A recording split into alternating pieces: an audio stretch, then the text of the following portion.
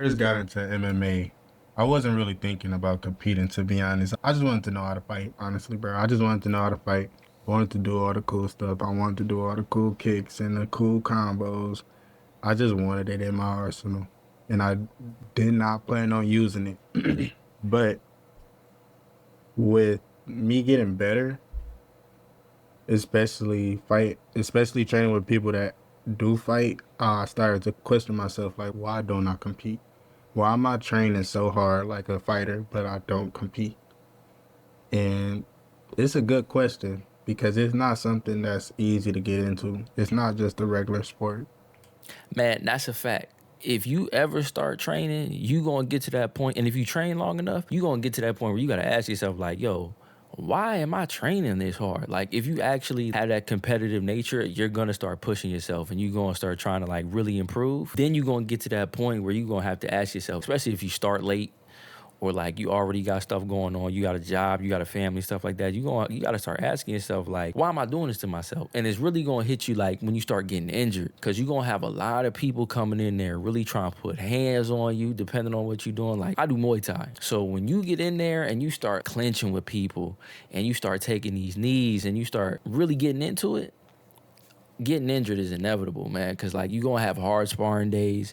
You're gonna have people that's really really going hard, especially if you get into a fighter's gym. That shit ain't no joke, man. And I mean, shit, I gotta go home and get up for work. These motherfuckers is just training like this on a regular basis. They don't care. You know what I'm saying? I ain't 18 no more. You know what I'm saying? So when I get injured, it's taking me a lot longer to recover.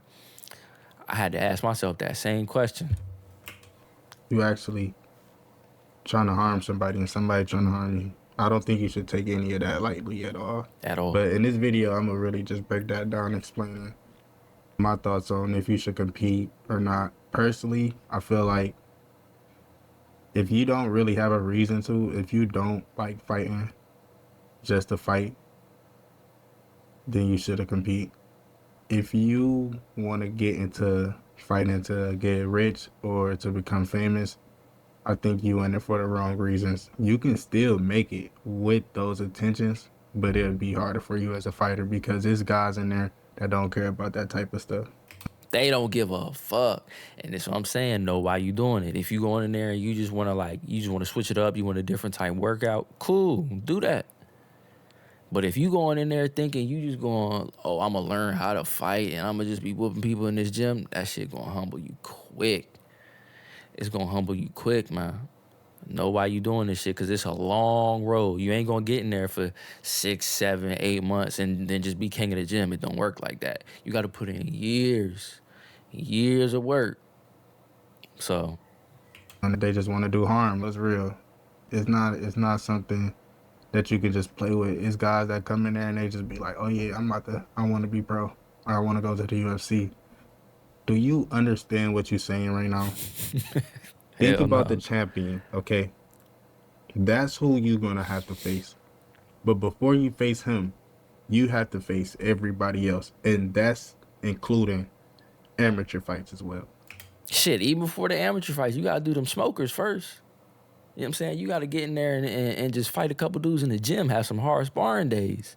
Shit, make it through that before you start talking about I want to be UFC champion and shit.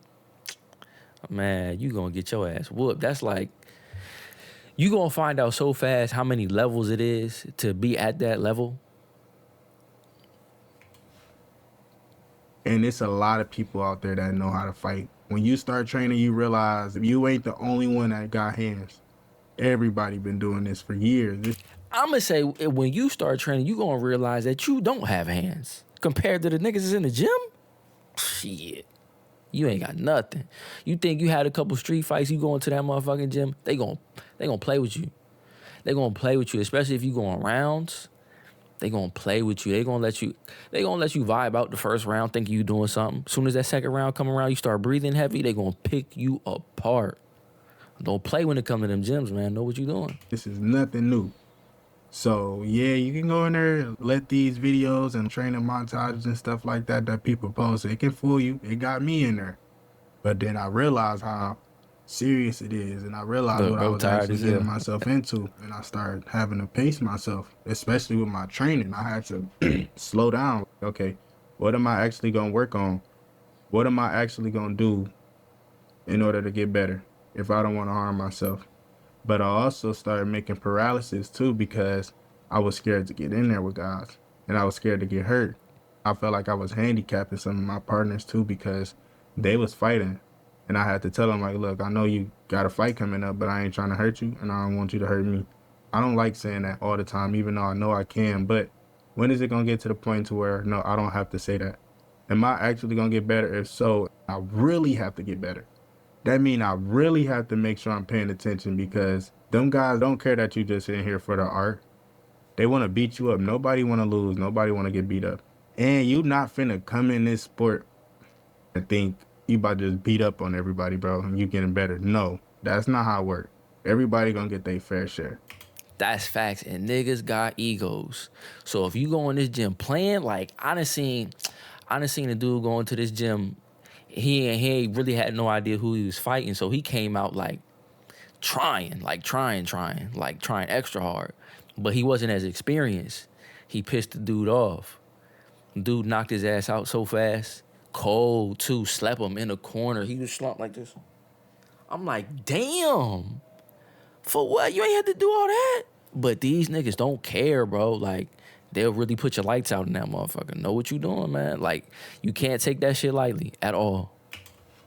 That's why it's important, regardless of if you don't want to compete or not, man. If you go in here exchanging blows, exchanging fists and kicks, man, you got to get nice and you got to take it real serious. Yeah, you're going to have to spar sometimes. You're going to have to spar guys that you don't want to spar with. Take your time, come up with a strategy, think of a plan. Don't just go in there trying to fight because you're going to get hurt, okay? Mm-hmm. And also, go with people that you trust. Make sure you do communicate with them. Understand that they want to get better too. Y'all not trying to hurt each other for real, but y'all want to get better. And in order for y'all to get better, it's going to be a little bit of pain. It's going to be a little bit of suffering, but it's going to be okay because it only lasts so long. And that's why we're here. You can't always spar with people you trust either. Sometimes you might go to a different gym and you just gotta like learn and figure out who's there and who's the people that got them egos and who you can spar with and who you click with and vibe with. So just make sure you work on that defense, cause you never know who gonna be out there trying to kill your shit. Just getting into martial arts. Drop y'all thoughts in the comment section. I want to see what y'all got to say. My advice, really take your time and think about what you want to do with your life. Do you want to dedicate your whole life into this sport? You really got to think, what am I going to do? Do I really want to do this? If not, or if so, and I don't want to compete, there's other ways that you can still get better. You do not have to compete in order to be a great martial artist. And I'm going to end it with that. If y'all like this video, make sure y'all hit the like button. Please subscribe to the channel. If y'all got any other...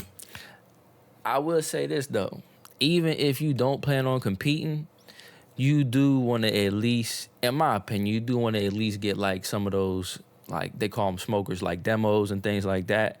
Maybe get one or two of those just so you see what it's like to really get in there when somebody's like really trying to come at you. Cause like sparring is cool, but like having that pressure of like an entire gym there watching, like it's on top of like that moment, it's a different type of pressure and a different type of stress that your body gets put under when it's like, all right, this is actually like a win or lose situation. Cause sparring ain't really like win or lose. Like some people take it that way, but it's really not for that.